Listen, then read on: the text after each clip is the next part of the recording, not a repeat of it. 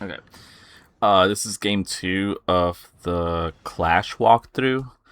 I just rewatched the first one, and I guess the key takeaway from that was creating structure through Clash and finding the best areas in the map to play, right? Clash is very unstructured, very unorganized, very messy because the objective is to kill most players, right? That's how you win. If your team has the most kills, you win. So that means anyone can go wherever they want and do whatever they want in order to kill. Um, I am not good at doing that. There's players that thrive with just the objective being kill, team deathmatch, just getting kills. That's their, bread and butter. That's what they live for. I benefit and play better when there's structure, or at least an objective. So in the last session, I created structure by playing Plaza on Widow's Court. That's the top part of the map. Not Rubble, not the Broken Tower, but like the one with the little Pizza Hut place and open space. And so here in Rusted Lands, there are a few spots that I also can play that provide similar advantages based on the principle of creating structure and playing the strongest part of the map. And I'm going to try to first identify it, then secure it, and play it for the rest of the map. And so right now, just based on how we're winning, I think we're going to play heavy. So I'm going to just stay close. There's going to be a guy back here. Yep. I don't mind not getting it. I want my teammates to grab it, so I'm going to give him some cover. Nice. And we both got it now. Oh, he got killed. I got killed too. So we might not win this game, and that's okay. I think the point that I am going to try to make is that to be more consistent, you can create structure to win. You can create structure within the Clash game to just improve your performance. One of my personal favorite areas is right here, this Rubble High area. It's pretty removed from the main parts of the map, or like the whole map, but right now this is where we all are. And usually when I play, a Crucible game or a Control game or a Clash game, I stand up here just to see what's going on. Get a higher viewpoint of what players are doing. And you have access to 1, 2, 3, 4, and 5 channels of information. Channels of information are just like lanes. That's what I'm calling them, just to be fancy. But really, they do provide you a lot of information about where the enemy is, what they're using, where they're going to be. If you see the whole team, the whole enemy team, like on the left side, then you know that on the right side, you probably won't see many of them, right? Oh, we're playing a team of 4. Cool. So we just flipped spawns. We're off by 5 points, so it's not too bad of a gap. I don't know if I want to keep challenging my Rubble High area, so I'm just going to adapt and just pick a good zone, which would be assembly. This is the assembly room. And just to be, I guess, clear, Rusted Lands has pretty good map design, I think. I like it. It's one of my favorite ones. And assembly is definitely a strong position to hold. You have heavy access. You have 1, 2, 3, 4, and 5 channels of information here. So 5 lanes. We're gonna win that fight. That guy was weak, so Strafe should have gone back to cover, and gotten his health back after defeating this guy right here that died. I kind of knew that our teammate had died, but I saw them do a gunfight, so I made the guesstimation, or I guess assumption, that Strafe was weak and therefore challenged that. Right now, I'm just jumping from door to door, just kind of like moving the radar, keeping the radar active. I don't want to give a lot of good information to the enemy team by staying still. When you stay still, you are giving the enemy team clear indication of where you are because of the radar pings.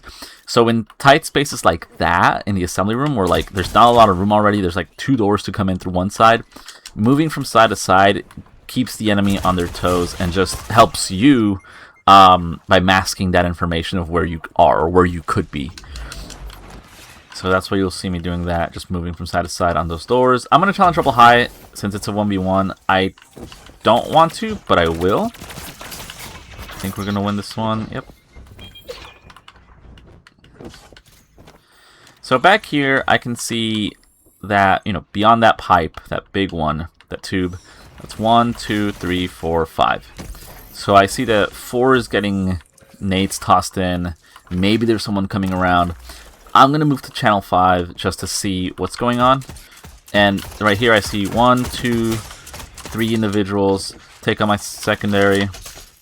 So I won 2 out of those 3 gunfights. That's fine. But the point I guess I was trying to make there was to show that based off the information on one lane, so like I guess channel 4 would have been that one, lane 4, I decided to move to the nearest channel, channel 5, lane 5, to see who was approaching, to just get more information on what was going on. And, you know, in that moment, I not only got the information, but had an opportunity to put some shots into 2 players, which I did. That left me weak, and when I tried to, you know, go back to Rebel High, I was already in a position where the person approaching me from channel 4 was gonna intersect me. So there, that was pretty cool on Killer's part. I heard that melee activate before, so I knew something was coming, but I didn't know what. So that electric melee sound, it's pretty unique. So when I heard it, I knew that I needed to react quickly. And one of the options I knew I was going to have was going to be the melee. Let's see if we can kill this guy. Or not. And so meleeing was my only good choice to do there, and stay put. I could have ran out if I had more information about what the enemy was planning to do. Like, if I knew they were going to go for the melee, I would have had the opportunity to run out, but I didn't. And so what you are tasked to do now is making the best decision with the available information. So right there, there's a super coming this way. Teammate's AFK, so they're probably going to stop and kill teammate. I'm going to take that opportunity to just move to a different area of the map with the hope of escaping, but unfortunately the enemy team has a very good map control of the map, or I guess control of the map. So I spawned back here, Rebel High. I'm going to stay in Rebel High for a bit. Go back up here. I see N Levy fighting. Loses that fight. I'm sure they got some shots in, so I'm going to keep looking. Toss that nade back there under that. Burning for 10. Heavy's up. So when Heavy's up, I know that many of these lanes are going to be flooded with players, or at least they're going to be challenged. There's 1 on that ramp and 2 on that catwalk, so I'm going to just stay put, get my health back, peek out again, and I was correct. There's still 1 player back there. He's got a rift now.